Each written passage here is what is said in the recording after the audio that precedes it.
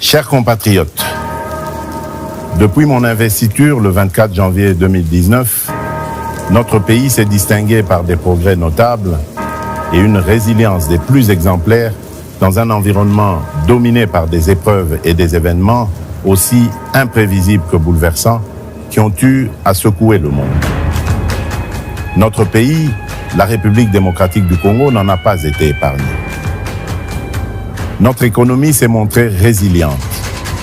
Il en est de même de nos populations qui, avec bravoure, se sont dressées comme un seul homme dans les provinces de l'Ituri et du Nord Kivu, en proie à l'agression de nos voisins et au terrorisme.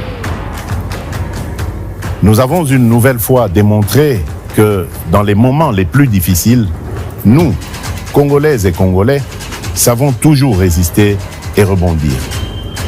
J'en veux pour preuve la force de caractère et les efforts consentis durant la pandémie de Covid-19 ou encore la dignité des habitants de Goma face à l'éruption du mont Nyiragongo en mai 2021.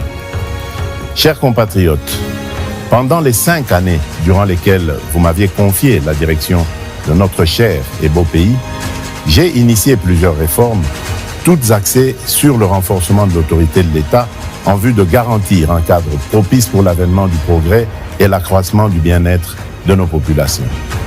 À cet effet, et convaincu que lorsque nous sommes unis, nous sommes plus forts et que notre force réside dans notre solidarité, j'ai initié en 2019 le programme de gratuité de l'enfant, ouvert un emploi décent, lui permettant de couvrir les besoins de sa famille. Il dépend aussi de la garantie d'avoir accès aux services publics de base et de jouir de la protection de l'État. C'est pourquoi j'ai décidé d'aligner le deuxième mandat par la confiance que vous me renouvellerez sur 6 engagements majeurs, à savoir, premièrement, l'engagement de créer plus d'emplois au moyen d'une approche volontariste avec des solutions tirées de notre vécu quotidien en accélérant la promotion de l'entrepreneuriat. Deuxièmement, l'engagement de protéger le pouvoir d'achat de tous les citoyens congolais contre les aléas des prix à l'importation et les variations du taux de change afin de leur assurer une qualité de vie stable et digne en maîtrisant davantage le cadre macroéconomique. Troisièmement, l'engagement d'assurer avec plus d'efficacité la sécurité pour tous au moyen d'une restructuration profonde de l'appareil de sécurité et de défense, ainsi que la sauvegarde de nos intérêts par le renforcement de l'Académie diplomatique congolaise.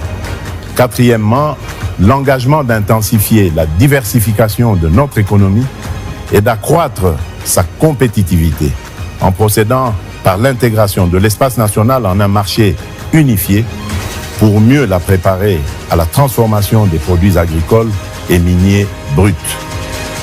Cinquièmement, l'engagement de garantir plus d'accès aux services de base en assurant la réception des soins de santé de qualité et un accès universel à l'enseignement primaire et secondaire, à l'eau et à l'électricité, ainsi qu'à la protection sociale.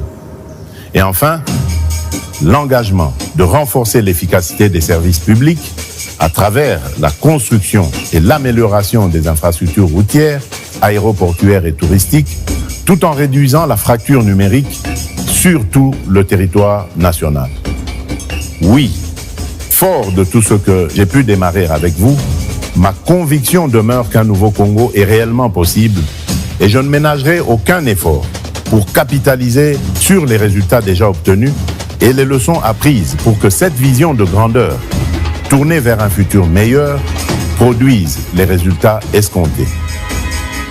Puisque nous avons déjà pris le train du progrès, ne prenons pas le risque le 20 décembre d'aller vers l'inconnu.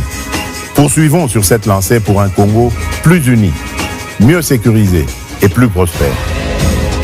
Je suis Félix Antoine Tshisekedi Tshilombo et le 20 décembre, je suis le numéro 20.